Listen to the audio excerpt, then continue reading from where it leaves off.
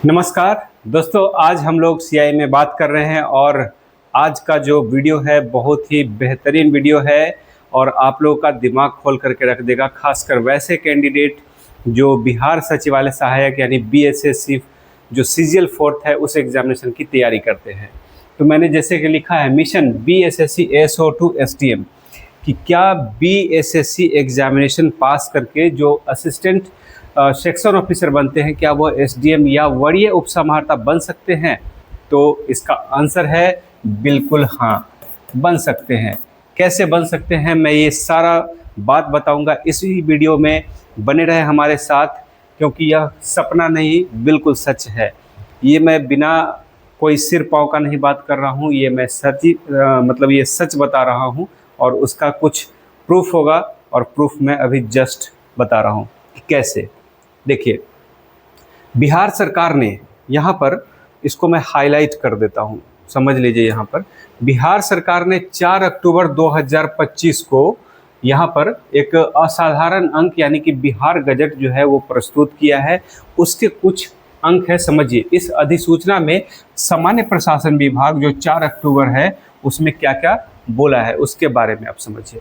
तो यहाँ पर है नियमावली है बिहार प्रशासनिक सेवा, जिसको हम लोग एसडीएम यानी कि बीएएस बिहार एडमिनिस्ट्रेटिव सर्विस भी बोलते हैं। भर्ती एवं सेवा शर्तें नियमावली 2025 कही जा सकेंगे। इसका विस्तार क्या है, संपूर्ण बिहार राज्य में होगा। यह तुरंत प्रवृत्त होगी, मतलब तुरंत इसको प्रवृत्त करना पड़ेगा। परिभाषाएं अलग अलग है, राज्य सरकार से भी प्रेरित है, राज्यपाल, संविधान, ये सब चलता रहेगा, ये सब चीज़ें हैं। अगला जो इसका है, देखिए इसमें लिखा है कि गैर संवर्गीय अब से संबंधित है, राज्य से अभिप्रेत, मतलब ये एक तरह से हेडिंग जैसा दे दिया, उसके नीचे ये है। अब देखिए सेवा की संरचना क्या है, इसमें देखिए कि यह एक राज्य स्तरीय राजपत्रित सेवा होगी, मतलब गजटेड ऑफिसर्स होंगे। ये गजटेड सर्विस है जिसकी विभिन्न कोटि के पदों की संरचना निम्नवत होगी। वरीय उपसमाहर्ता, देखिए यहाँ पर वरीय उपसमाहर्ता, इसी को हम लोग एसडीएम भी बोल देते हैं, यही एसडीएम भी बनते हैं। हालांकि वरीय उपसमाहर्ता शुरुआत का पोस्ट होता है, कभी कभी उसको एसडीएम बनने के बाद भी बना दिया जाता है, लेकिन ये मान के चलिए शुरुआत का पोस्ट है। तो इसमें लिखा गया है कि सीधी भर्ती यानी कि बीपीएससी से 75%। अब आप लोग को वहाँ पर वीडियो पर दिख नहीं रहा होगा, तो मैं आप लोग को बता रहा हूँ कि बिहार का जो गजट है वो 4 अक्टूबर वाला आप लोग डाउनलोड करके और उसको देख लीजिएगा। लेकिन उससे पहले जो है ये इस वीडियो में आप जरूर बने रहे और देख ले जो मैं आप लोगों को बता रहा हूँ, उसके बाद उसको पढ़ लीजिएगा तो ज़्यादा समझ में आएगा, क्योंकि यहाँ पर दिखने में समस्या हो रही होगी। तो वरीय उपसमाहर्ता जो है वो 75% सीधी भर्ती एग्जामिनेशन यानी बीपीएससी से होगा और बाकी का जो 25% पोस्ट है वो प्रमोशन से होगा, ये प्रमोशन मिलेगा, ठीक है। और ये मूल कोटि के राजपत्रित अधिकारी है। बाकी का जो उप सचिव है, अपर समाहर्ता, संयुक्त सचिव, अपर सचिव, विशेष सचिव, इसका कोई डायरेक्ट एग्जामिनेशन नहीं होता है। ये सारा 100% जो है वो अनुभव से रिलेटेड है, मतलब प्रमोशन बेस्ड पोस्ट है, यानी प्रमोशन मिलते हैं तब उस पोस्ट पे जाते हैं और ये सब जो है उसका प्रोन्नति का पार्ट है। तो देखिए कि यहाँ पर जो वरीय उपसमाहर्ता है उसमें 25% जो है ये प्रोन्नति से जा सकते हैं। अब कौन कौन से अधिकारी हैं जो प्रोन्नति से जाएंगे उसके बारे में हम लोग यहाँ पर डिटेल कुछ बात करेंगे, लेकिन उससे ज़्यादा अच्छा जो होगा कि हम लोग उसमें देख लें कि किस तरीके से इसमें और जो डायनेमिक है इस पोस्ट में आ सकता है। इस सेवा के सभी कोटि के पदों का वेतनमान, वेतन स्तर वही होगा जो समय समय पर राज्य सरकार द्वारा निर्धारित किया जाएगा। इस सेवा के सभी कोटि के पदों का स्वीकृत बल वही होगा जैसा राज्य सरकार द्वारा नियत तिथि को निर्धारित है। मतलब 25% के अलावा अगर मान लीजिए ये 25% अगर पोस्ट नहीं मिल पाता है तो उस पर वो पोस्ट की बहाली नहीं होगी, तब तक यही काम चलता रहेगा। जब 25% या उससे ज़्यादा के सिचुएशन में आएगा तो उन लोगों को भी इसमें डाला जा सकता है। यही सब लिखा है आगे, जैसे समाहरणालय स्तर पर स्थापना उप समाहर्ता, नजारत उप समाहर्ता, जिला पदाधिकारी के विशेष कार्य पदाधिकारी ओएसडी जिसको हम लोग बोलते हैं, जिला पदाधिकारी के गोपनीय प्रशाखा पदों का दायित्व वरीयता के आधार पर समाहरणालय में पदस्थापित इस संवर्ग के सदस्य को ही दिया जाएगा। आ रहा समझ में, मतलब ये जो पोस्ट जो है इन सब पोस्ट को जो होल्ड करेगा उन्हीं को ही दिया जाएगा। यहाँ पर ही शब्द पर ध्यान दीजिए, उन्हीं को ही, मतलब वरीयता उसी को दिया जाएगा। ऐसा नहीं कि आप सचिवालय में काम कर रहे हैं और आप उस पोस्ट के लायक हो गए तो आपको सीधे सीधे एसडीएम बना देगा या वरीय उपसमाहर्ता बना देगा। फिर अनुभव कैसे लाएंगे आप कि कैसे किसी चीज़ को डील करना है, गोपनीय शाखा को कैसे डील करना है, या जो जिला में जो बहुत सारे जो फोर्सेस वगैरह उनको कैसे डील करना है, कैसे आप कर पाएंगे? इम्पॉसिबल है। हाँ, उसका जो अधिकारी है अगर इन सब पोस्ट में कहीं पर अगर वो अनुभव रख रहा है तो उसको दिया जाएगा। इसको मैं आगे भी बताऊंगा कि और कौन कौन से अधिकारी इसमें आ सकते हैं, लेकिन इन सब पोस्ट पर जो होल्ड करेगा उन्हीं सदस्यों को दिया जाएगा। ये ध्यान रखना है। बहुत सारे लोग वीडियो बना करके बना रहे हैं कि सब बन जाएगा। अरे सब थोड़ी ना बन जाएगा। सब बन जाएगा तो फिर इसके बाद अलग से एसडीएम लेने वाले जो है, एसडीएम बनने वाले या बीपीएससी जो है वो फिर वो बहाली जो है वैसा थोड़ी ना करेगी कि 75 जो है सिर्फ देगा, 25% बीएसएससी जो कि ऑब्जेक्टिव एग्जामिनेशन है उससे वो आके उन अधिकारियों को दे देगा। फिर सब्जेक्टिव मेंस लेने का क्या ज़रूरत है? आ रहा है समझ में? इसलिए घबराने की ज़रूरत नहीं है। लेकिन हाँ, बिहार एसएससी जो तैयारी करते हैं वैसे कैंडिडेट्स जो अच्छे कैंडिडेट हैं उनके लिए पॉजिटिव साइन जरूर है। ठीक है, उनको मैं डिमोरलाइज नहीं कर रहा हूँ, उनके लिए पॉजिटिव साइन है। थोड़ा और ऊपर मैं बताऊंगा उसमें कि कहाँ पॉजिटिव है। देखिए, इस सेवा के पदाधिकारियों को गैर संवर्गीय पदों पर भी पदस्थापित किया जा सकेगा। जो गैर संवर्गीय है मतलब उस संवर्ग का नहीं है उसको भी, परंतु ऐसा पदस्थापना संबंधित पदाधिकारी धारित पद के वेतनमान वेतन स्तर से निम्न वेतनमान या वेतन स्तर के पद पर नहीं की जा सकेगी। मतलब जो पोस्ट का जो लेवल 9 है और उसको समझेगा कि चलो लेवल 7 या लेवल 8 पर इसको हम अगर कर दें, तो ऐसा नहीं। लेवल 9 या लेवल 9 से ऊपर जहाँ भी या उसी के इक्विवेलेंट में है वहीं पर उसकी नियुक्ति की जा सकती है। अब देखिए अगला लाइन कितना बेहतरीन है। राज्य सरकार द्वारा इस सेवा के पदाधिकारियों का आवश्यकता अनुसार प्रतिनियुक्ति ऑब्लिक बाह्य सेवा में प्रतिनियुक्ति यथा केंद्र सरकार में भी हो सकता है। जैसे मान लीजिए बिहार भवन होता है, दिल्ली में बिहार भवन है, तो बिहार भवन है तो वहाँ सिर्फ आईएएस थोड़ी ना काम करेगा, अकेले सारा काम थोड़ी कर लेगा। उसके लिए भी तो और कुछ मातहत अधिकारी चाहिए। तो वो सब कहाँ से जाएंगे? वो बिहार एसएससी वाले होंगे या जो एसडीएम टाइप के जो अधिकारी होंगे, बिहार मतलब बीपीएससी से गए जो अधिकारी होंगे, तो वो सब ही होगा। तो बिहार से बाहर भी उनकी पोस्टिंग हो सकती है। अब देख रहे होंगे कि जो बिहार में जो है पर्यावरण से रिलेटेड है या संयुक्त राष्ट्र संघ से रिलेटेड भी पटना में ऑफिस है, तो उस ऑफिस में भी काम दिया जा सकेगा। इसका ये मतलब थोड़ी है कि वो बिहार में कहीं और से भी अधिकारी आएगा, बिहार के अधिकारी को इसमें प्रतिनियुक्ति दे दिया जाएगा। तो वही चीज़ें यहाँ लिखा है कि प्रतिनियुक्ति केंद्र सरकार, किसी अन्य राज्य सरकार, केंद्र अथवा किसी अन्य राज्य सरकार के नियंत्रणाधीन कोई उपकरण, नगर निकाय आदि अथवा किसी अंतर्राष्ट्रीय संस्थान, देख लीजिए अंतर्राष्ट्रीय संस्थान यथा संयुक्त राष्ट्र संगठन, विश्व बैंक, एशियन डेवलपमेंट बैंक आदि किया जा सकेगा। इन सब में भी नियुक्ति हो सकती है बीपीएससी से आए हुए अधिकारियों की या बिहार एसएससी से आए हुए अधिकारियों की। तो बिहार एसएससी वाले भी आप खुश हो जाइए क्योंकि इसमें बहुत सारे डायनेमिक पोस्ट आपके लिए भी है। और भी पोस्ट है उस पर हम लोग चर्चा कर लेते हैं।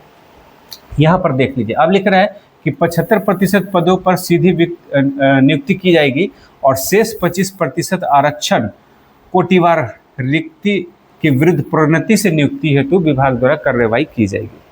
ठीक है, कहने के लिए तो ये भी होता है कि जो मैंने एक वीडियो में डीसीएलआर के बारे में बताया था कि जो सीओ होते हैं, जो बिहार राजस्व सेवा के अधिकारी होते हैं, सीओ कौन बनते हैं? बिहार राजस्व सेवा के अधिकारी। तो अभी हाल ही में हाईकोर्ट ने आदेश दिया था कि इन लोगों को भी प्रमोशन देकर के डीसीएलआर बनाए। लेकिन अगर प्रमोशन के लिए उपलब्ध है तो ही बनाए, ऐसा नहीं है कि सबको बना दिया जाए। लेकिन ज़्यादातर जो डीसीएलआर होते हैं वो कौन होते हैं? एसडीएम। इसका ये मतलब है कि डीसीएलआर पोस्ट पर एसडीएम भी आ सकते हैं और सीओ जो है प्रमोशन होकर के भी आ सकते हैं। और उसी तरह एसडीएम वाले पोस्ट पर आईएएस भी आते हैं, जो सीधी सीधे नियुक्ति होती है, फर्स्ट पोस्टिंग होती है। तो उसी तरह का कुछ ऐसा है कि इसी एसडीएम यानी वरीय उपसमाहर्ता पोस्ट पर जो है यहाँ पर और भी अधिकारी आ सकते हैं जो राज्य सरकार के अंतर्गत है, वो मैं आगे बता रहा हूँ यहाँ पर। तो देखिए कि यहाँ पर है कि प्रोन्नति जो है कर्मियों की कुल संख्या मूल कोटि के पद की स्वीकृत बल का 25% ना हो जाए। मतलब 25% होगा तो ही डाला जाएगा, 25% से कम होगा तो नहीं डाला जाएगा। 25% हो जाए या उससे ज़्यादा हो जाए तो ही इसमें डाल करके उसको वरीय उपसमाहर्ता बनाया जाएगा। ठीक है, अब देखिए सीधी भर्ती से नियुक्ति, इसके बारे में आपको पता है कि सीधी वरीय उपसमाहर्ता 75% के बारे में ये सब दिया हुआ है जो बीपीएससी से होता है। नियुक्ति होती मिनिमम 21 वर्ष होगी, ये तो आप लोग को एग्जाम देते हैं तो पहले से पता है। अब देखिए इसमें जो है प्रोन्नति से नियुक्ति के बारे में क्या दिया गया है कि इसमें जो कौन कौन से अधिकारी जो है वो जा सकते हैं उसके बारे में है। इस सेवा में है कि वरीय उपसमाहर्ता की 25% रिक्तियों के विरुद्ध नियुक्त विभिन्न पर्यवेक्षीय सेवाओं मतलब जो पर्यवेक्षण का जो कार्य करता है बिहार राज्य से रिलेटेड जो सर्विस है उन सेवाओं, जैसे कि बिहार राजस्व सेवा।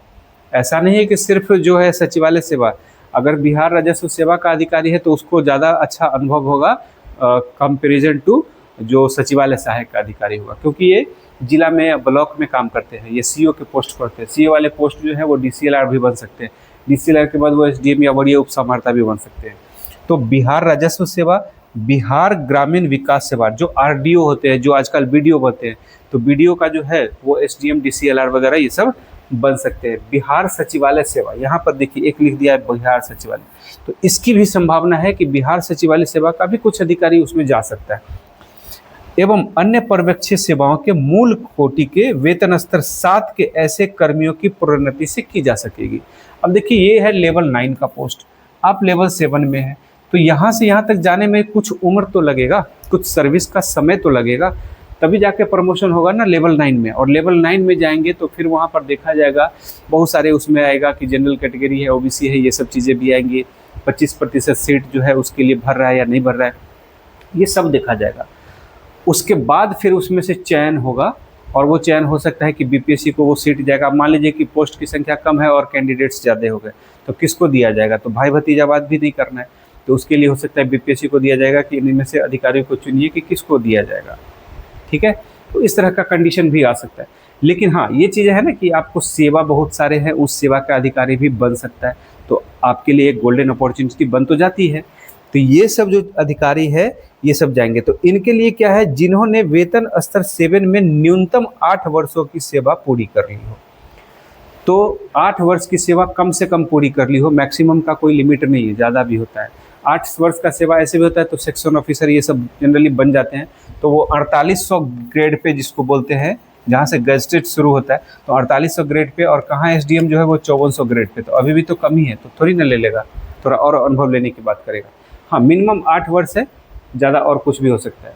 और उनकी सेवा संतुष्ट हो, उसकी सेवा भी संतुष्ट हो, संतुष्टि के रूप में होना चाहिए, किसी तरह का दाग वगैरह नहीं होना चाहिए, ये भी चीज़ें। चयन हेतु किसी मान्यता प्राप्त विश्वविद्यालय से स्नातक एवं समकक्ष योग्यता का होना अनिवार्य। तो आजकल जो भी बहालियाँ हो रही है वो तो ग्रेजुएट लेवल पर ही हो रही है ना, बिना ग्रेजुएशन का तो हो नहीं रहा है। ठीक है, अब इसमें जो कंडीशन है कि प्रशिक्षण वगैरह क्या होगा, लिख रहा है कि सेवा में वरीय उपसमाहर्ता के पद पर नियुक्त प्रोन्नत अधिकारी को परीक्षा अवधि में विभाग द्वारा यथा निर्धारित प्रवेशकालीन प्रशिक्षण प्राप्त करना होगा। मतलब जिसको भी राजस्व सेवा हो या सचिवालय सेवा हो, इन सबको अगर वरीय उपसमाहर्ता पर अगर होगा तो बीच में उसकी ट्रेनिंग जरूर दी जाएगी। ट्रेनिंग होगा तभी तो फिर उस पोस्ट पर आएगा। प्रशिक्षण अवधि में प्रशिक्षण संस्थान में यथा निर्धारित परीक्षा भी उत्तीर्ण करनी होगी, उसका कुछ एग्जामिनेशन होगा, उसको भी उत्तीर्ण करना पड़ेगा। जैसा कि जो नए नए जो अधिकारी बनते हैं वरीय उपसमाहर्ता, उनको भी एग्जाम देना पड़ता है, तो वो सब चीज़ें यहाँ पर करना पड़ेगा। ऐसा नहीं कि सीधे सीधे दे दिया जाएगा। ये बहुत अच्छा है, विभागीय परीक्षा देखिए। सेवा में वरीय उपसमाहर्ता के पद पर नियुक्त प्रोन्नत पदाधिकारी को केंद्रीय परीक्षा समिति राजस्व परिषद बिहार पटना द्वारा यथा निर्धारित विभागीय परीक्षा में उत्तीर्णता प्राप्त करनी होगी। विभागीय परीक्षा के विषय, पाठ्यक्रम और प्रक्रिया का निर्धारण राजस्व परिषद द्वारा विभाग के परामर्श से किया जाएगा। अगला है विभागीय परीक्षा का आयोजन केंद्रीय परीक्षा समिति राजस्व परिषद या बीपार्ड द्वारा किया जाएगा। जो बीपार्ड गया है, ज़्यादा चांस उसी का होता है, बीपार्ड गया का, वो दिया जा सकता है। ठीक है, तो इसमें उसी से रिलेटेड है, जैसे भूमि सुधार विभाग है उस सबको भी इसमें इंक्लूड किया जाएगा, उस सब के बारे में। तो ये सब मत पढ़िए, मेन ये जानना था कि भाई हम उसमें जा सकते हैं। बिहार प्रशासनिक सेवा के अधिकारी जैसे कि वरीय उपसमाहर्ता है, उस पोस्ट पर जो सचिवालय सेवा के अधिकारी हैं वो जा सकते हैं या नहीं जा सकते हैं, उसी के बारे में ये चीज़ें हैं। तो ये सब चीज़ें हैं, गजट आप डाउनलोड कर लीजिए, उसको अच्छे से पढ़ लीजिए। जितने भी कन्फ्यूजन है सारा कन्फ्यूजन दूर होगा। यूट्यूब पर जो बहुत सारे लोग जो है उसके बारे में बता रहे हैं, तो वो उससे आपको डिमोरलाइज होने की ज़रूरत नहीं है। जो सही इन्फॉर्मेशन है आप खुद पढ़ लीजिएगा, आपके पास खुद ही कॉमन सेंस है ही, तो आप समझ सकते हैं। ठीक है। बाकी आप कमेंट बॉक्स में आप बताते रहिए कि जो मैंने बताया वो समझ में आया नहीं। मैं ऐसा नहीं कि किसी को हाइप कर रहा हूँ कि हाँ भाई सचिवालय सहायक वाले सब बन ही जाएंगे, सब नहीं बनेंगे। कुछ अधिकारी बनने की योग्यता रखेंगे, तो उसमें भी बहुत सारे पेच है, ऐसा नहीं कि सब बन ही जाएंगे। हाँ, लेकिन बनने की प्रक्रिया में शामिल हो सकते हैं, ये चीज़ें हैं। बात समझ में आ रही है। इसमें फिर आगे आपको खुद ही मिल जाएगा कि उप सचिव बनने के लिए कितने साल का जॉब चाहिए, तो 5 साल का सेवा चाहिए वरीय उप समाहर्ता में लगातार। फिर उसका अपर समाहर्ता बनने के लिए क्या चाहिए, तो उप सचिव में 5 साल का सेवा चाहिए। संयुक्त सचिव बनने के लिए क्या चाहिए, 5 साल सेवा अपर समाहर्ता के रूप में चाहिए। अपर सचिव बनने के लिए क्या चाहिए, तो 2 साल का जो है संयुक्त सचिव का होना चाहिए। अरे समझ में। तो इस तरीके से जो है ये सारा जो है बिहार सरकार अपने प्रोन्नति या हर चीज़ के बारे में नियमावली बनाता है। उसी नियमावली के हिसाब से जो है हमारा सर्विस जो है वो काम करता है। ऐसा नहीं अपना मन से कुछ भी कह दिया, सारा नियम कानून के हिसाब से चलता है और उसी हिसाब से बिहार सरकार जो है वो काम करती है। ये जो है बिहार राज्यपाल के आदेश से डॉक्टर बी राजेंद्र है, ये सरकार के अपर मुख्य सचिव हैं और ये 4 अक्टूबर 2025 का गजट है, ये देख लीजिए। आप डाउनलोड कर लीजिए और उसको अच्छे से पढ़ लीजिए, सारा नॉलेज होगा, कोई कन्फ्यूजन नहीं होगा। यूट्यूब पर देखने की भी बहुत ज़्यादा ज़रूरत नहीं है, ये वीडियो मैंने बता दिया है बस थोड़ा सा इन्फॉर्मेशन के लिए कि आप कहाँ कौन चीज़ देख सकते हैं और कहाँ क्या क्या कन्फ्यूजन होने की संभावना है। बाकी आप कमेंट बॉक्स में बताते रहें। मिलते हैं नए वीडियो में, तब तक के लिए नमस्कार। Thank you for watching me.